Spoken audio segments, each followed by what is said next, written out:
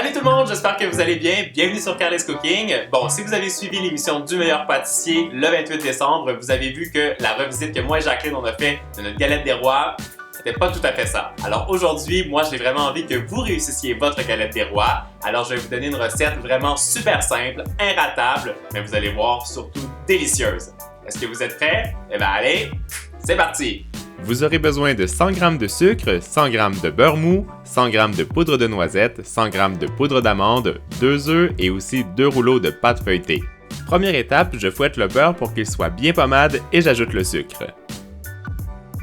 Quand la préparation est bien homogène, j'incorpore d'abord un œuf et quand c'est lisse, j'ajoute le deuxième en continuant de fouetter. Une fois que le mélange est bien crémeux, j'ajoute les poudres d'amande et de noisette en même temps et je fouette à nouveau. Mon astuce pour cette recette, quand votre crème est prête, rajoutez le zeste d'une orange dedans, vous allez voir, ça va la parfumer et ça va être excellent. On zeste une orange complète dans la préparation et notre crème est prête. Découpez votre pâte feuilletée en rond en utilisant un bol, retirez l'excédent de la pâte feuilletée et glissez-la sur une plaque de cuisson. Je badigeonne un peu d'eau sur tout le tour de la pâte en utilisant un pinceau en silicone et je peux venir pocher ma crème à l'intérieur. Commencez au centre en faisant une spirale la plus régulière possible et arrêtez-vous à 2 cm du rebord. Je rajoute une deuxième couche toujours en spirale pour que ce soit bien gourmand et je dépose une amande entière pour imiter la fève. Déposez le deuxième cercle de pâte feuilletée que vous aurez découpé plus grand que le premier et venez chasser l'air avec vos mains avant de presser les deux pâtes ensemble avec vos doigts pour faire une belle soudure. Je pose le bol à nouveau sur la galette et je découpe l'excédent de pâte avec un couteau bien aiguisé. On fait ensuite de petites entailles obliques et régulières sur tout le bord de notre galette en utilisant un couteau. Pour info, on appelle cette opération chiqueter la galette. Je badigeonne pour finir la pâte avec un œuf battu pour que la galette soit bien dorée une fois cuite.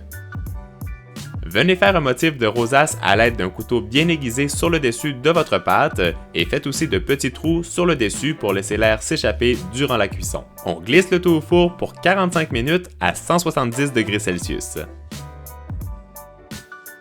Boum! Notre galette des rois est terminée. J'espère que vous avez aimé la recette. On l'a quand même un petit peu revisité avec les parfums de l'orange et la noisette. Et maintenant, je pense que c'est le temps de la déguster.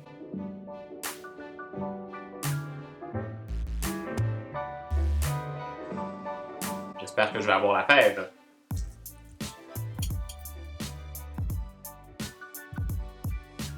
J'adore cette combinaison de saveurs. L'amande, la noisette, l'orange, c'est très bon ensemble. L'orange, ça apporte un petit côté frais, c'est vraiment fruité. Mais il y a juste un petit problème, c'est que j'ai pas eu la fève. En plus, je suis sûr qu'elle est dans mon morceau. Je vais vérifier. Ah, voilà. Et maintenant, elle est où ma couronne? Il me reste plus qu'à vous dire, mettez plein de pouces bleus si vous avez aimé la recette. Poup, comme ça, et suivez-moi sur tous mes réseaux sociaux. Facebook, Twitter, Instagram et Snapchat. Je vous ai mis tous les liens dans le descriptif. Je peux pas trop bouger sinon je pense que je perds ma couronne. Moi je vous fais des gros bisous et je vous dis à très bientôt. Ciao ciao!